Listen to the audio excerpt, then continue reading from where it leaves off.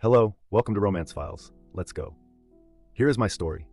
I should be at work, but instead, I'm inexplicably calm, sitting at the kitchen table, drinking a cup of freshly brewed coffee. I needed this to calm myself down. I usually find this to be a very peaceful practice. I used to do this regularly when our kids were little. I would get up about an hour earlier than the rest of the household, just to enjoy the quiet. I think it was kind of a hobby of mine. I am Evan Johnson, by the way, happily married for 25 years. Well, I was happily married a couple of hours ago. We have 4 children, the last of whom left home last year. My wife was depressed with empty nest syndrome. I think that's what she called it. So I encouraged her to get a hobby.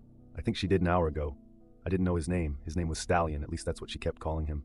Do it, Stallion! Come on, baby, I know you can do it! It was strange that the aroma of my favorite coffee permeating the house didn't interrupt them. Usually, when I brewed coffee, my wife Audrey would run downstairs before it was even ready. Anyway, Audrey was very busy, so that might explain why she hadn't smelled it yet. Tell me how much better I am than your spineless weakling husband. Oh my God, you're so much better! My old Smith & Wesson Model 59 lay loaded on the red oak kitchen table next to my mug. I pondered whether to put it on safety and decided to put it on. I had to be careful. Well, it's just in case. But after all, her boyfriend is a cop. How would I know that? Because when I got home early, his uniform and gear belt were strewn across my living room floor, along with all of my wife's clothes.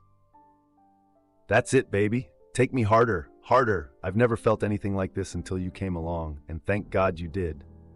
The sounds of the bed springs creaking and the banging of the headboard against the wall continuously penetrated my brain. I had a hard time focusing on what I was supposed to do. I wasn't sure how much time I had, but judging by the noise coming from what used to be my bedroom, which by the way I would never enter again, I had plenty of time.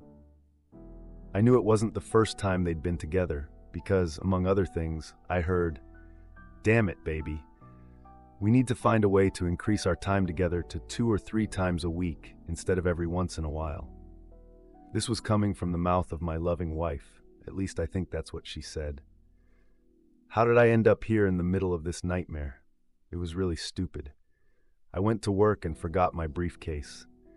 No, I actually left it in the garage because I put it in to get the cat out from under the hood of my car and forgot about the briefcase. Tabby was our second cat. One cold winter morning, many years ago, I forgot to tap on the hood before starting the car, and that was the end of Clarence, our first cat. There's nothing like the sound a cat makes when it gets wrapped up in a fan belt spinning at about 1,000 revolutions per minute. Not to mention all that MCH flying around. Clarence wasn't smart enough, and apparently neither was I. You're never going to let that weakling you call your husband touch you again? No, he'll never touch me again, I swear. My briefcase wasn't really that important, so I was just going to leave it behind. But I had to visit a client who drove me straight to my house anyway. I turned onto my street and immediately saw a black and white police car parked out front. I felt like someone had stabbed me in the heart.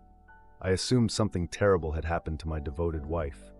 I drove my 88-year-old Camry into the driveway, nearly hitting my wife's brand new silver Lexus LS sedan. Her plaster garden gnome wasn't so lucky. I didn't even close the door and ran into the house. That's how I ended up here, drinking coffee. Take me now, stud. Make me feel good. God, I've never felt anything so good. It was very unpleasant, and instead of coffee, I really wanted whiskey, but I figured I'd still need a clear head. I had to admit that their passionate screams were very disturbing, and seeing it was even worse. But I had to see it, if only to get the necessary video and audio. Honestly, seeing them tumbling around in my bed wasn't the most disturbing aspect. The most unpleasant part was the verbal humiliation my wife heaped upon me. God, you are so much better than Evan. Give it to me, baby. All of it. Apparently, this really spurred her lover on because the whole house started shaking along with the bed, and his swearing and grunting went up a few decibels. Let me tell you, it is a shock when your wife sleeps with her lover in your marital bed. And yes, they did it on my side. My wife was breathlessly riding him with horror and style, telling her lover how much it turned her on. That's when I ran to the bathroom, bent over the toilet, and threw up my breakfast. I was surprised they didn't hear or smell it either. I guess they were very focused on what they were doing. Part of me couldn't believe it all. even after I had seen and heard enough to convince the jury of what was going on. But my wife was 50 years old, and the jerk she was sleeping with couldn't have been more than 30, and he was really in good shape. My wife was hardly a match for him. Sure, I wasn't macho either, but couldn't the underscored at least go after someone else's wife who was in shape? I don't get it. It seemed to go on forever, but after about 90 minutes, it got very quiet. I guess they must have taken a break. Suddenly, I heard my wife ask, "What is that smell? Did you make coffee?" There was no response from her boyfriend. I just heard, "Oh my God," from Audrey, and then a bunch of running around. The sound of closet doors opening and closing, dresser drawers, and laundry baskets. I assumed they were cleaning up evidence of their date. I made a mental note to get tested for sexually transmitted diseases. Immediately, I heard them coming down the stairs. They both appeared in the kitchen, naked, wrapped in sheets. They saw me at the same moment. Audrey drew in air sharply because I was there, and my underscored did the same. I'm not sure if his shock was at the sight of me or the Smith & Wesson Model 59. He furtively looked in the direction of his uniform and immediately became despondent. "Not the air, stud. What about your service weapon? Your boss took it with him when he left, carrying Guy." He literally started to fade before my eyes, and then I saw his lips quiver in desperation.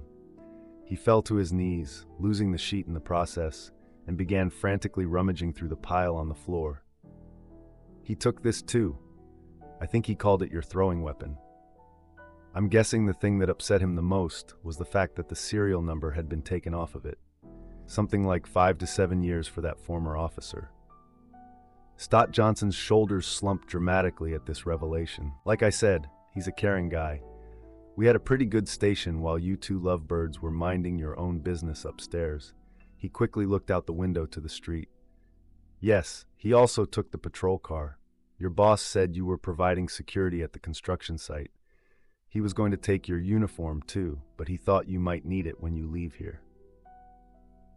But where was I? Oh yeah, after Sergeant Marks got his video of you both and collected your weapon, he spotted my Smith & Wesson and asked me, "Is that your weapon?" "Yes." "Licensed?" "Yes." "You know how to shoot it?" "I do." "You're gonna shoot any of them?"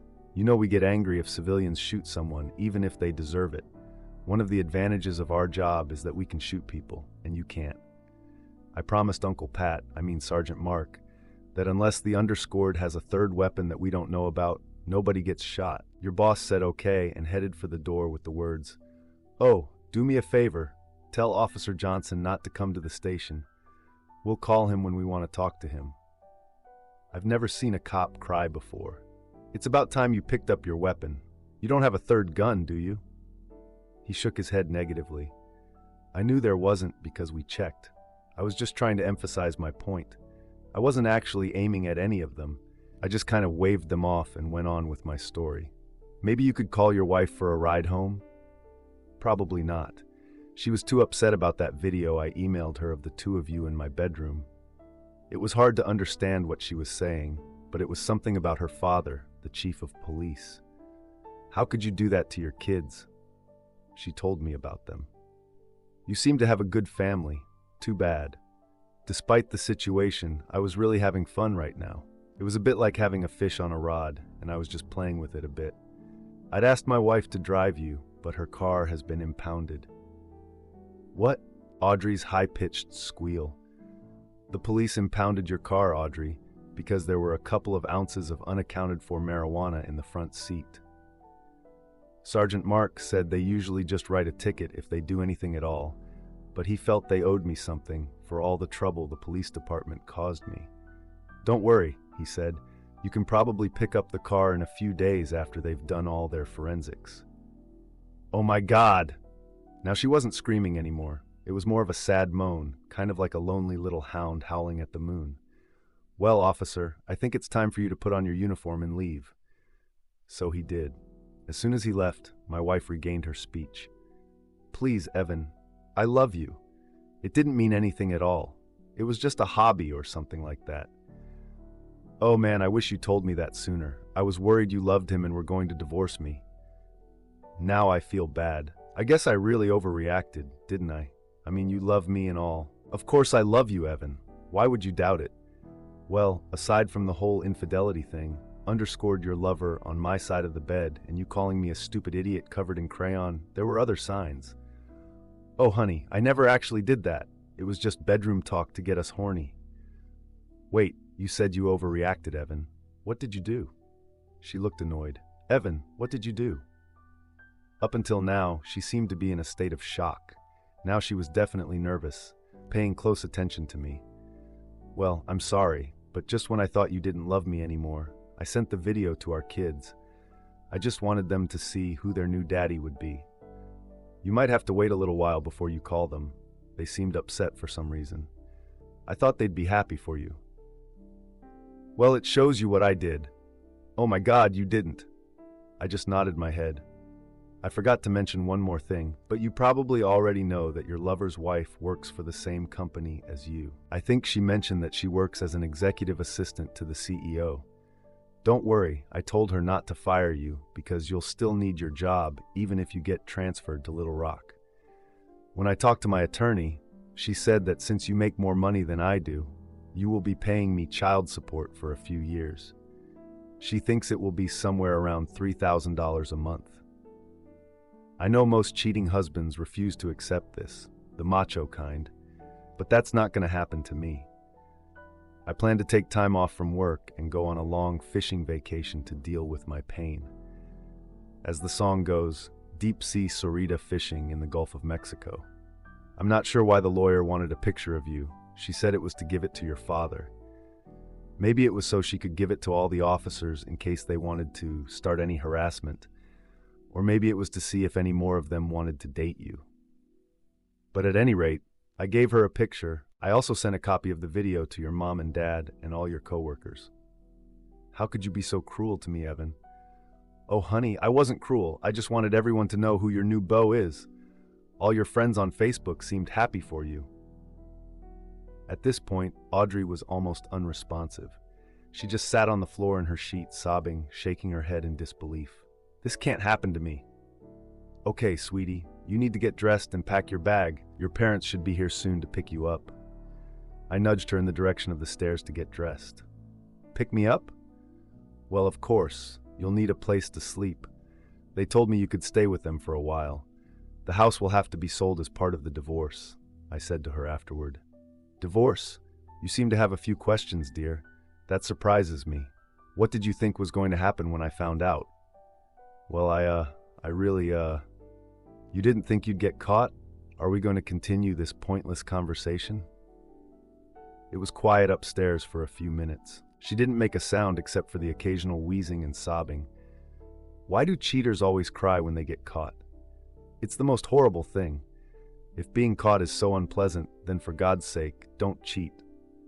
About 10 minutes later, she came downstairs dressed but without her suitcase.